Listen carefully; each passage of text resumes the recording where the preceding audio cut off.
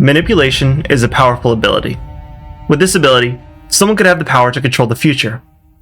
In one instance, someone could manipulate another into becoming their spouse and gain the army needed to control the world.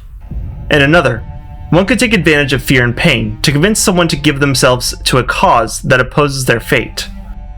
Or, one could slowly enchant enemies and allies alike to convince them that they deserve the world. The strong are a force that could conquer the world, but those deft in the art of speech can own it. Miquella is a god of manipulation, and I fear that if he is not stopped, then soon the world will be his to own. But should Miquella be stopped? His plan is to enchant the world so that there is no more free will and no more violence. People wouldn't have the freedom to worship anyone but Miquella. St. Trina believes that godhood would be more of a prison for Miquella than anyone else, and she asks me to end Miquella to set him free. I am unsure of what the right path is, but one thing is for certain. I need to meet Miquella to decide. For that to happen, I need to head for the Shadow Erdtree and see what awaits me there. I return to the cross where Letta stands. From here is a straight path towards the tree. I hop on Torrent and we tear down the path, galloping through soldier encampments. The dirt path comes to an end at the entrance to the large castle that sits at the foot of the Shadow Tree. I ride into the gate entrance ahead and hop off Torrent as I enter the stone castle. I step onto a wooden lift and ride it up a far distance to come to a stone room that has an open doorway leading to a courtyard ahead. The courtyard is covered in mist, and a giant statue of America sits on the far side with the head of the statue missing. As I begin to enter the courtyard ahead, I see more details. Giant racks of spears climb the height of the walls, guarding them as sharp points stab in toward the courtyard. Cracks in one of the walls allow for water to leak into the area, causing the floor to be covered in water. And at the far corner, a gray object shifts slowly, as if it were breathing. I enter the courtyard, and the figure begins to stand up. As it stands, its mouth opens to reveal two large tusks protruding upward from its lower set of teeth. A horn sits prominent at the tip of the snout. Two eyes can be seen behind the snout, and ears stick out from the sides of its head. Gray skin covers this creature. It appears to be a combination between a hippo and a rhino. This is the golden hippopotamus. It lashes out using its massive jaws to tear bodies in half. It charges with its horn to smash bones to dust. It lifts its front legs into the air, then comes crashing down to send a shockwave flattening any who fall beneath. It charges forward in a dash with its mouth open, and if it catches its prey, then it smashes its lower jaw onto the ground to use the impact to cut in half and then spit out the body. It raises its front legs into the air, then giant golden quills sprout from its back like a porcupine as it crashes to the ground. It turns onto its side and spins to shoot quills like darts in all directions. This mighty specimen comes from the time of the Crucible, before the Shadow claimed this land. It was taken by Marika's warriors, and left here to guard the castle entrance. Though it stood diligently, it has finally come time for this ancient creature to rest as it turns to white dust. After the battle, the golden fog clears from the doors, and I continue into the next hall. Continuing further into the castle, many soldiers guard the way. Normal soldiers, knights clad in black armor, shadowmen that fight in the ambushes, and a knight clad in red that attacks with a red flame of the same nature that Relana used. I begin to approach the elevator ahead, when suddenly, my head begins to tingle with a sensation I haven't felt since I entered the Land of Shadow. The sudden return of it makes me wonder how I never noticed the absence. The sensation calls to me, guiding me away from the elevator. The sensation is almost exactly the same as what I felt in the capital. The sensation that led me to the two fingers. I want to ignore it, for I am where I need to be, but the sensation won't let me go. I turn away from the elevator and begin to follow the sensation back towards the wall. As I follow the battlements, I notice a gap where a ladder sits hidden. I climb down this ladder, and it stops on a ledge covered in water. The ledge leads to a drainage gate covered by falling water. I push through the water and find a room with a hole in the ground. Another ladder leading down. I slide down this ladder, and it leads me into an underground passageway made of stone. I follow the passageway to a room where the sound of running water can be heard behind a wall. The heat guides me toward this wall, so I strike it. The wall fades away to reveal a passage behind. I follow stairs down to a water drainage channel. The water drainage channel ends at a drain where water falls far below. A coffin sits at the top of this drop. I climb into this coffin, and it drops from the waterfall. The coffin drops a far distance before coming to a crash on stone. I exit the coffin to find that I am in a room made of stone with water flooding the floor and trailing out a door on the other side. I exit the room and begin to travel across the lake that is formed here. I follow the heat across the lake, scaling cliffs, crossing rivers, and scaling down waterfalls. I chase the heat until the overwhelming sensation begins to pulse in tune with the nature nearby. The heat guides me to deep dark woods flooded with water. The water sparkles with orange veins. These same veins can be seen on the cliffs nearby. All of the grass and flowers have also been corrupted with this orange energy. Gravestones guide the path ahead, and all of the trees are bare with death taking their leaves. Torrent and I begin to enter this forest. Torrent's hooves slosh as we slowly travel into this corrupted land. A gentle, yet eerie fog covers the distance, blocking sight too far ahead. The darkness feels as if it is creeping in, and the nature around pulses with the corruption of frenzy flame. Suddenly, Torrent throws me as he disperses back into a blue mist, unsummoning himself. I try to call him again, but he doesn't answer. Torrent was spooked by something in this forest and refuses to return to me. Every instinct in my body is telling me to turn back and return to my main goal. But the heat demands answers. I gather my courage and head deeper into the woods. The darkness is surrounding me. All that I see as I travel into the deep woods. The orange hue of corruption guides my way forward. The vast emptiness of these woods is haunting and keeps me on edge. Just me, alone in these woods. Torrent won't return to me, and not a creature or person in sight. An eerie silence fills the air as no birds chirp in these woods. The wind is still and silent, so even the trees don't make a sound. In fact, the only sound that can be heard is the crunch of soft dirt and sloshing of water as I walk. The only sounds being created from my presence in these woods adds to the overall feeling of solitude and does not but make my instincts scream at me to run away.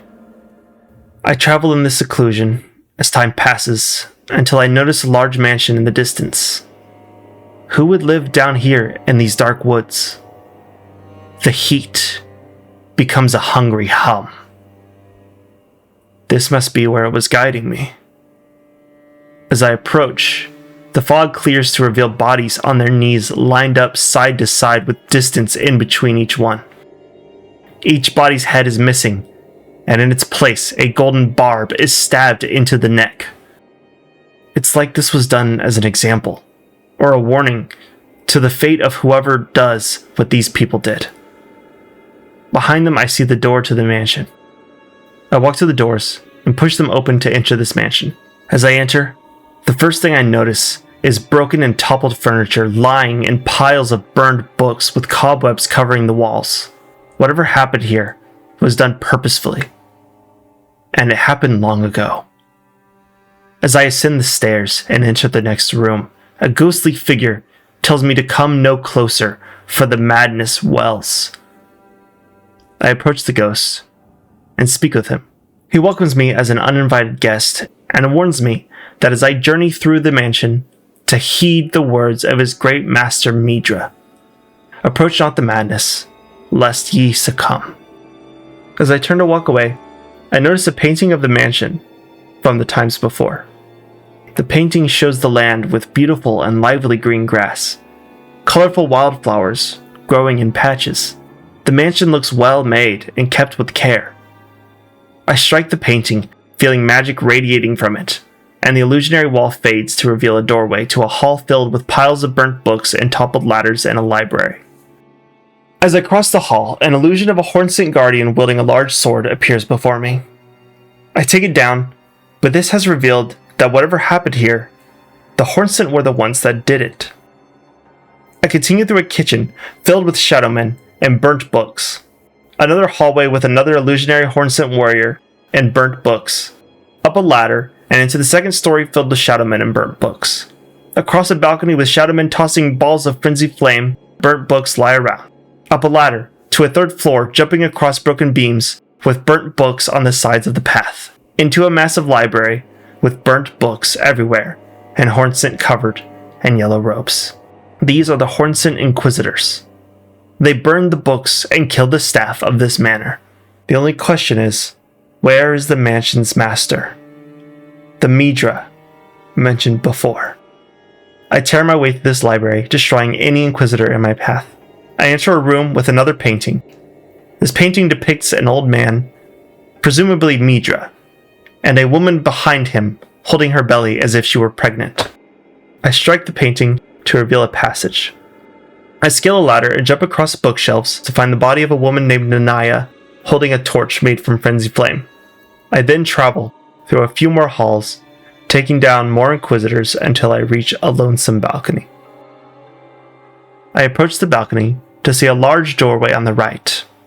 I look into the doorway and see a short hall that leads to a large room. The large room has a man sitting in the middle, grasping something on top of his head. As I approach, the sound of screaming can be heard, and I can see that it's not something on his head that he's grasping, but in his head. A golden barb has been stabbed through his head, and somehow he is still alive, grasping it in his hands. He sits alone in an empty chamber, with hay thrown about, torn banners hang from the walls and ceiling, and the floorboards are cracked and sticking up. Scorch marks surround a black pile of burnt hay in the middle of the room. I enter the hall, and the man turns around, releasing the barb to look at me. He shouts, "Depths of your foolishness!" then begins to charge towards me. The tiny man hobbles towards me and then jumps at me. I sidestep his slow attack and strike him down as he begins a frenzied scream. He falls limp to the ground.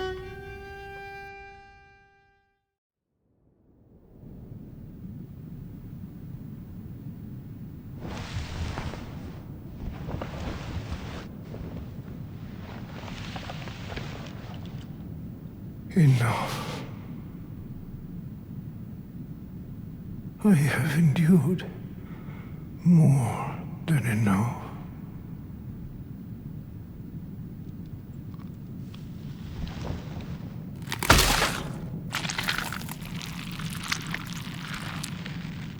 I ask you forgive me, dearest Nanaya.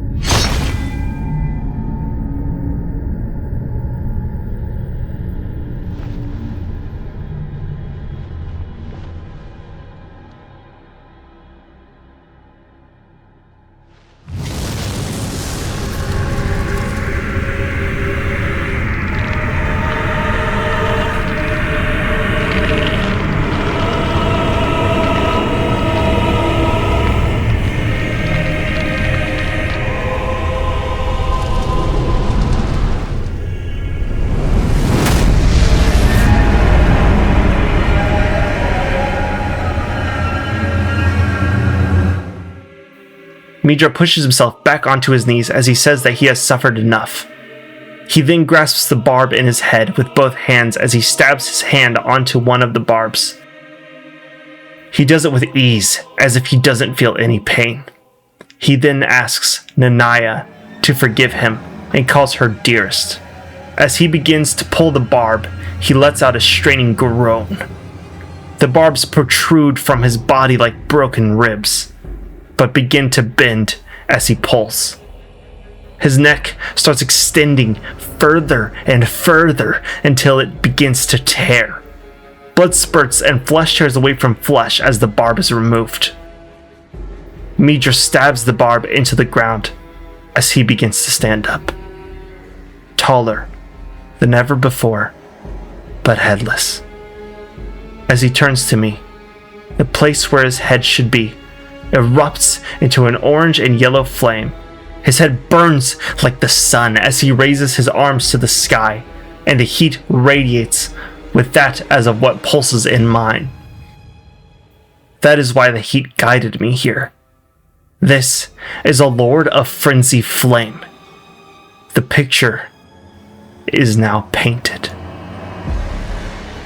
A long time ago, in the lands where the Hornset reigned as supreme justice, before the time of America's Crusade, there was a manor in the middle of a beautiful forest. This manor was home to a man named Midra. Midra was an elderly gentleman who lived with his beloved Nanaya. They had many servants, and the house was well kept. Midra and his people knew of a parable of the Lord of Frenzied Flame. This story is as follows. The Lord of Frenzied Flame will take their torment and despair, their affliction, every sin, every curse, all melted away. It is uncertain of how Midra's knowledge was gained, but it is implied that the books in the manor held the information.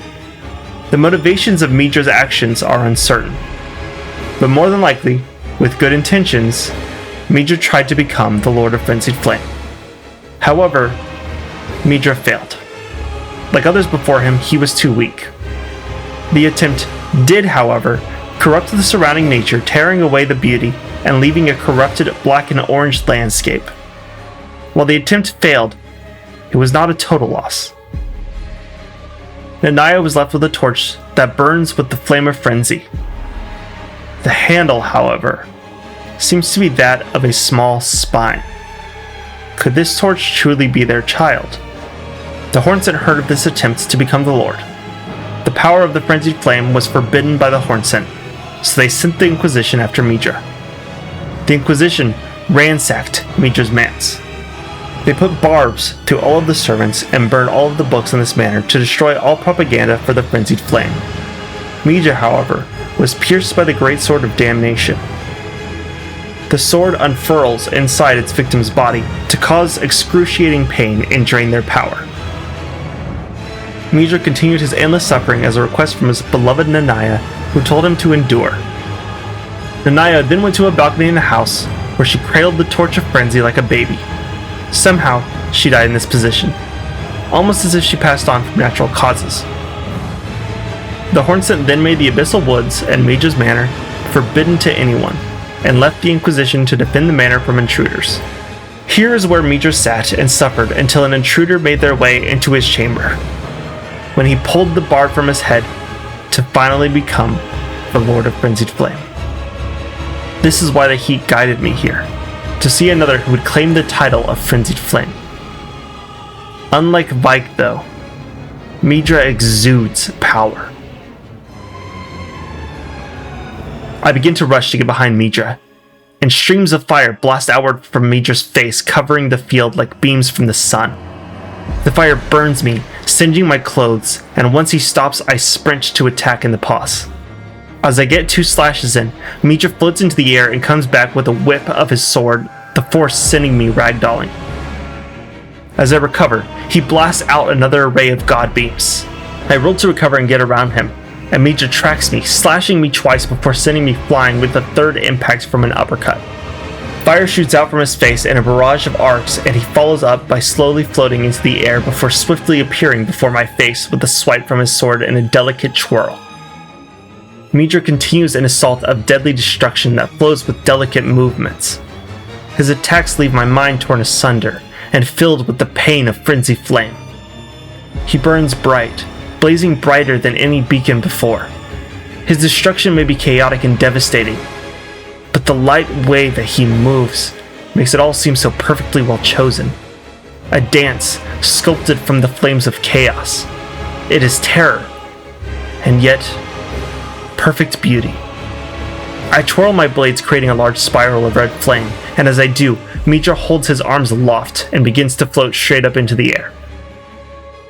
His flame begins to burn hotter, the intensity burning through the heat of red flame. I begin to sprint away out of desperation to escape impact of whatever is to come. Mitra falls into a dive headfirst towards the floor. As his head makes contact, an atomic blast of destruction lights up the room in a yellow heat. The flame burns the soul and blinds all senses, the impact shaking the mansion to its foundation. The fallout leaves flame plumes, setting the walls ablaze and the earth scorched. Mitra stands up from the impact, indifferent from the blast. Desperation and fear rocks me to my core as they frantically begin an assault from a distance, and we begin our duel once again. The Lord of Frenzy Flame represents pure chaos, or in other words, it represents true freedom. Freedom from the Golden Order that has imposed its will for so long.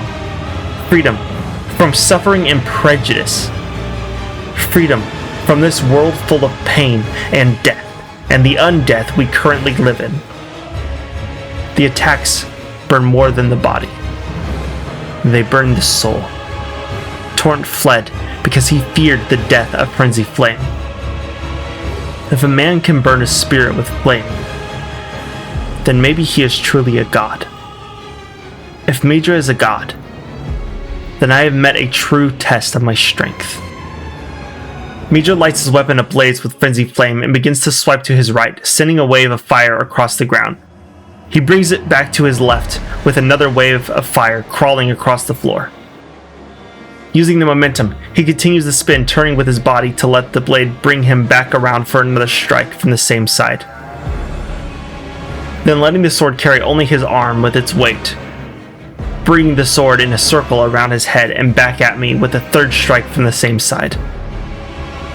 As the blade swings past me, he strains to stop the momentum, making it look effortless. Then, building the flame, brings it down from his left side with one last strike. The flame stretches and crawls along the wall. In the brief moment as his attack is ending, I begin a desperate flurry of slashes to try and injure the pseudo-god. I spiral as I slash, my blades flowing like water as he begins an attack. I roll to get away from his upcoming attack, and as I do, he falls to one knee. Hope flashes in my eyes as I see a god in a vulnerable state.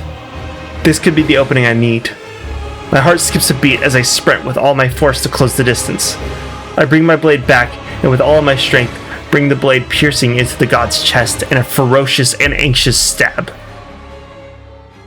I twist the blade, cutting deeper into the god. Then I bring my other hand to the hilt to give myself extra support to pull this blade. With fury and fear, I drag the blade horizontally to cut Mitra with a deep gash across his chest as I remove my blade. Blood splatters across my body and the floor as Mitra is sent falling backwards to the stone steps. Mitra begins to move, and I desperately prepare my weapons for more pain. Fear grips me, and I begin to spin in a fiery plume. In the flames, I see Mitra raise one hand to the sky before falling limp.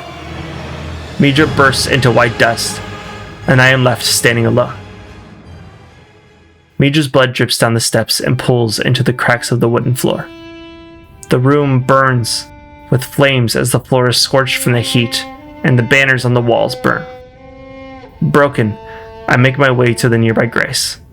My blood drips, leaving a trail on the stone as I make my way to it. I sit at the grace, and instantly feel my body and mind recover. The one upside to being a Tarnished, I suppose. As long as the Erd Tree exists and the Rune of Death is missing, grace can restore us. I stand up from the grace, look around the room, and fall to my knees. The flames and blood are gone. The room restored to the state from before our battle. It's as if our fight never happened. Is this truly the power of gods? The power to erase evidence of those who oppose them. The power to erase evidence of the pain they have caused others. Mitra only did what he thought would be the best for the world based on his beliefs. To erase the world with this terrible flame would be brutal and inhumane. Yet the beauty was something to truly behold. I have never seen anything like it. The Erdtree's vibrant gold pales in comparison to the vibrance of that heat. Oh, what a sight to behold. It was exquisite. My mind plays back the images of Mitra's flame as I return to the Black Castle, eager to return to the main task as the flame is satisfied. I still have yet another god to slay as requested by Saint Trina. Returning to the Black Bridge on the ramparts, I ride a wooden elevator up. The elevator comes to a stop and I exit to climb a small stone staircase that leads into a massive library. The ceiling climbs hundreds of feet into the air, multiple stories filled with shelves full of books and stone tablets with knowledge carved into them. Giant animal bones are on display like statues with fur and horns protruding from their petrified skin. I see an elevator to the left and a path forward. I take the path forward, deciding to return to the elevator later. I begin to venture through this building, fighting enemies along the way, when a familiar voice nearby catches my attention. I follow the voice to find Ansbach standing there reading a book. Curious of his presence in this odd place, I speak with him. Just tarnished. It's been some time. After unburdening my soul to you, I had hoped to make a fresh start, but there was one thought I could not dislodge from my mind. So, here I am, quite unable to move on. After Lord Moke's slaying at his dynastic palace, it appears his body has been absconded with, and taken straight to kind Mikola. Surely you recall that I once served Lord Moog as a pureblood knight, after failing him in every regard, and losing sight of my vows. I'd do anything to make amends, in whatever meager way I can. What could they possibly have in mind for Lord Moog's remains? The implications are rather unnerving. So it seems Moog's body was taken, and Ansbach is here to discover the purpose for this act. With nothing else to say, I continue my ascent higher into the library. This does leave me in a perplexed state. What could they have in mind for Moog's body? What use is a dead man to the living? Another question about the Lord Mikola's true intentions in these lands. I continue my climb through this tower, fighting tiny militiamen, men made from shadow, and knights draped in red cloth that wield red flame as I travel across bookshelf and climb statues to reach higher points. As I travel, I find a scroll that describes a ritual to bring one back from the dead. Could this be what Ansbach is looking for? I travel for a while more before I hear a different, familiar voice. They seem upset about something. I follow the voice to find Freya staring at a stone tablet. I approach Freya and speak with her. Oh, hello. I'm afraid I'm busy. Curse upon my lack of foresight. I should have asked Ansbach to impart his knowledge when I had the chance. So it appears that Freya needs advice from Ansbach. Seeing as how I need to ask him about the scroll I found, I return to Ansbach for information. Well, what's this?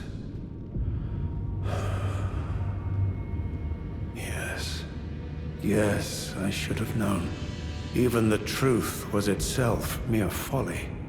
As if using Lord Moog to gain entrance to the Land of Shadow were not enough, he plans to use his corpse as the vessel of his king consort. He has forsaken Lord Moog's soul. He desires only his empty shell. It beggars belief, but I'm afraid Tender Mikola fails to grasp the humiliation implied by this act. One thing is certain. My dear lord deserved better. Righteous Tarnished, you have my gratitude. You have given me the answers I needed, but I can hardly fathom it. Such folly. Unto the end. I am a warrior, but I've aged. I cannot afford to act hastily. Curse it all. I know my limits. I could spend the rest of my life honing my craft, and still that creature would be out of my blade's reach. So Mikola plans to use Moog as a vessel for his consort. But who could be his consort, and why would Mikola need Moog's body for it? By the gods.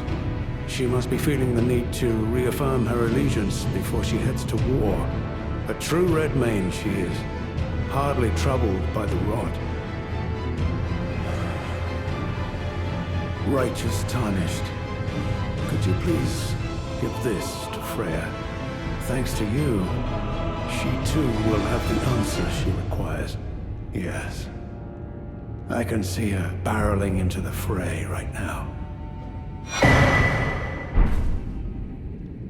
Perhaps I shouldn't meddle in her affairs, but this is the only way I can help. With this message for Freya in hand, I returned to Freya. Ansbach. To me? What on earth could it... Oh. Yes. Of course. I see. As the Festival of War concluded, General Radahn's soul met an honorable end, but kindly Miquella wishes to revive it, which is fine by me. I know it would pain old Jeren, but war has always suited General Radahn best, and certainly far more than any honorable death.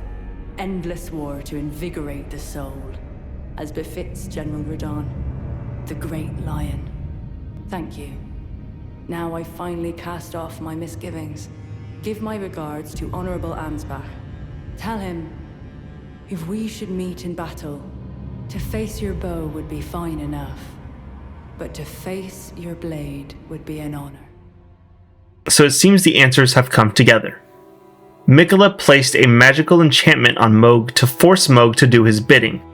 This led to Mohg stealing Miquella's body from the Halig Tree and taking it to his palace. There, Miquella used Mohg as a way to gain entrance to the Land of Shadow. If Miquella was to be a god, then he needed a consort to protect him. However, his chosen consort has been slain by the hands of a tarnished warrior. So Miquella then took Mohg's corpse and brought it here to use as a vessel for his consort. Miquella would perform an ancient ritual to imbue the spirit of his dead consort into the corpse of Mohg. This ritual would result in the return of the consort to life. This consort being the great General Radahn, strongest of the demigods and half-brother to Miquella. With this new info, horror strikes my soul. To play God, Miquella is willing to go to any depth of depravity. If I hurry, maybe I can stop him before it's too late. Leaving Freya, I continue the ascent through this tower of knowledge towards the heavens. My ascent is met with opposition at every turn, but I push through, not allowing anything to stand in my way. The tower opens to a bridge with no direction but forward. It seems that I have reached the top, and all that lies ahead is a door with a knight standing in front. I cross this bridge and cut down the knight to open the doors and enter the tower. Upon opening the doors, I am met with a statue of Marika. Steps guide a path to the left to ascend the tower. I climb these steps and find a closed door at a dead end. This is the highest point in the castle, and I feel a menacing presence emanating from the other side of the door. With great effort, I push the doors open and enter a pitch-black room.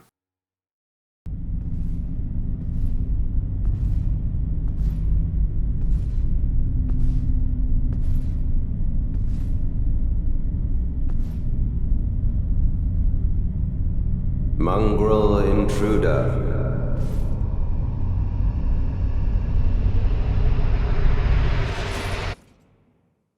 That tarnished, it seemeth.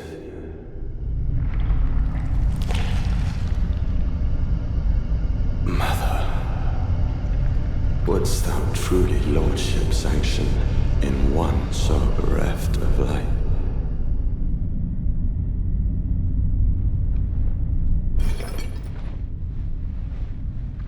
Yet, my purpose standeth unchanged. Those stripped of the grace of gold shall all meet death.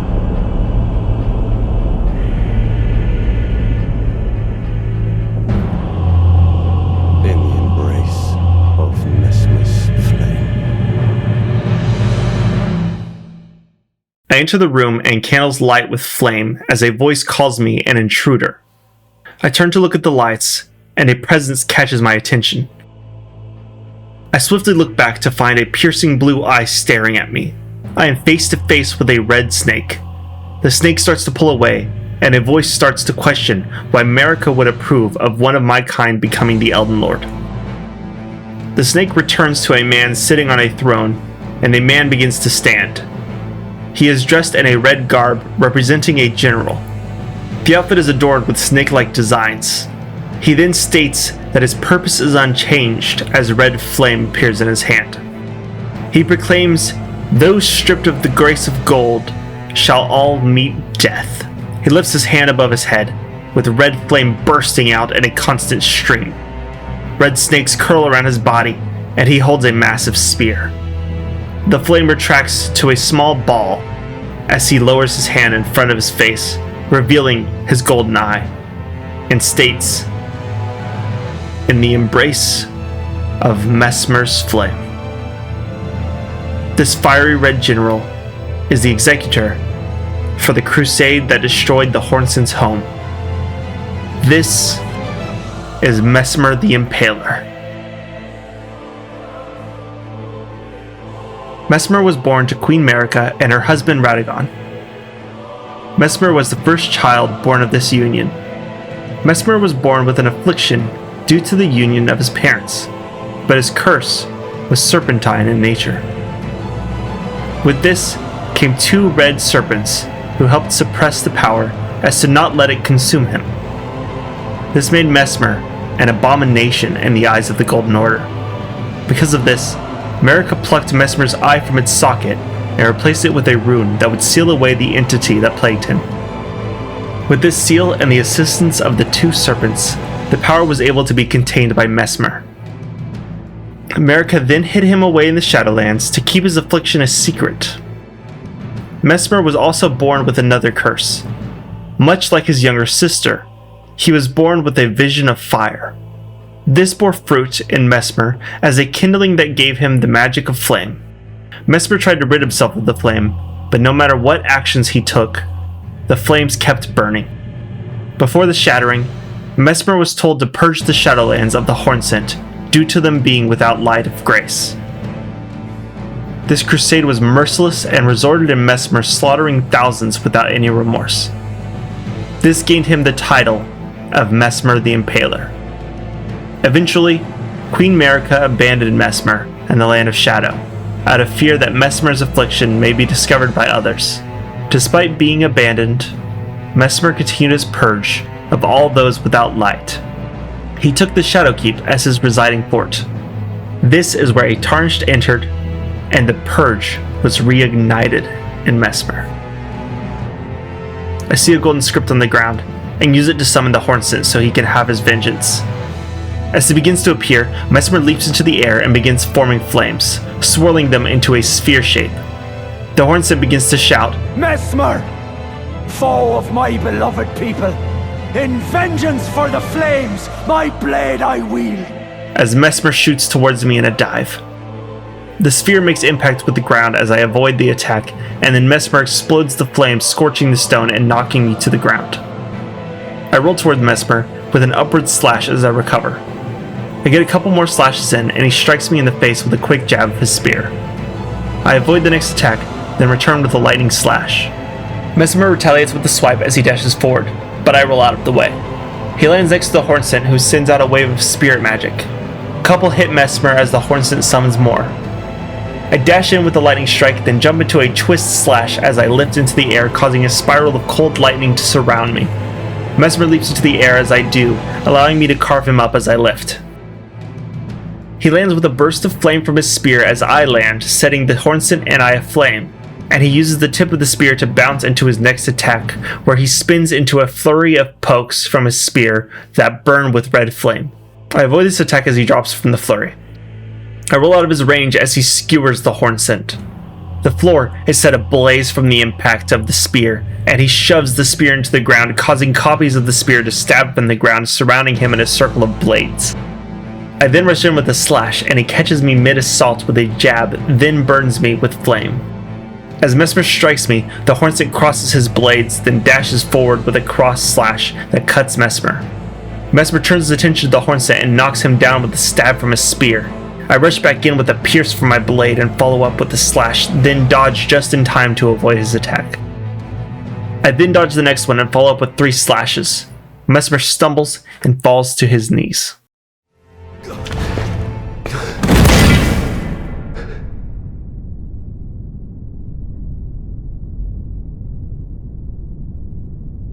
I will not suffer. Our Lord, devoid of light.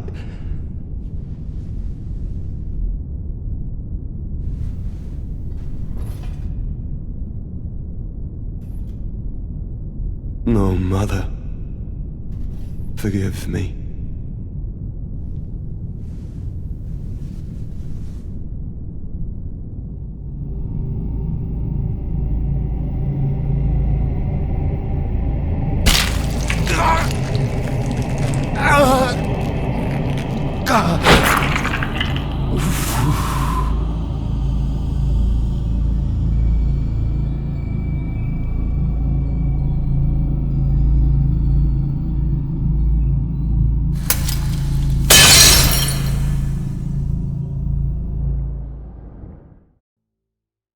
Mesmer closes his fist and says that he will not suffer a lord devoid of light as he lifts his hand to his face. He then looks to a statue of Queen Marika holding a baby and says, "Oh mother, forgive me." He lifts his hand, hovering it in front of his eye as the gold begins to glow. He jabs his fingers into the eye socket. He groans in pain as he struggles to remove the eye. He then lowers it and reveals that it was a glass rune with the grace of Marika carved into it. He squeezes his fingers together and shatters it, releasing the energy in the rune. Red ash begins to flick through the room as Mesmer begins to be covered in red flames. Mesmer threatens me as he stands to his feet, saying, "Soon, Tarnished, you will be taken in the jaws." His eye socket becomes visible as I see the empty space smoldering with red flame. Mesmer finishes his sentence with, "Of the abyssal serpent, shorn of light," revealing the affliction he was born with. An endless knot of black and red serpents coil and writhe around each other in an endless sphere inside of his eye socket. Mesmer then melts into flame as a giant serpent replaces his form. The serpent holds a fire sphere similar to his first attack. It lifts high into the air before slamming down from above. I roll in time to avoid the impact and subsequent explosion. The serpent melts away back into the form of Mesmer. Mesmer sprouts the serpent from his back and it lashes forward, biting me as the Hornsent rushes in and strikes Mesmer. He staggers Mesmer, then plunges his blade into Mesmer's stomach before pulling to the side, sending Mesmer thrown to the ground. The Hornsent leaps into the air as I sprint forward.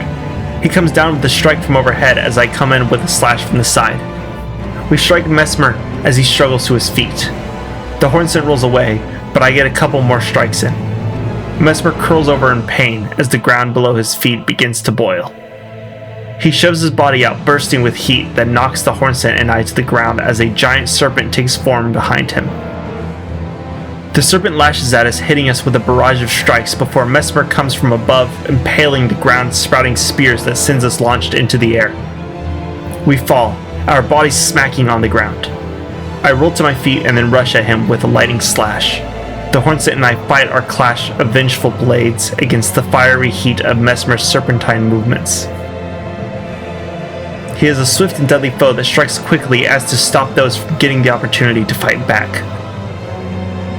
But the Hornsent fights with vengeance for his people, and I fight to match his resolve. Mesmer throws a wave of flame that burns my flesh, and I dodge the following thrust. The Hornsent strikes Mesmer from behind and he flips backwards to escape. The Hornsent slashes him in the air, and Mesmer lands in pain. He desperately calls to his mother, Marika, and curses her name as he falls to his knees, turning to white dust. Have I made it known, accursed Mesmer? My clan's suffering, their pain, all that they felt. Do you understand now? Your ugliness.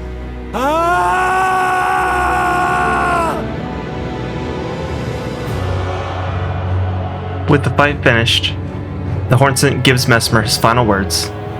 then departs this battlefield. In the place where Mesmer's body sat, now sits a fire kindling.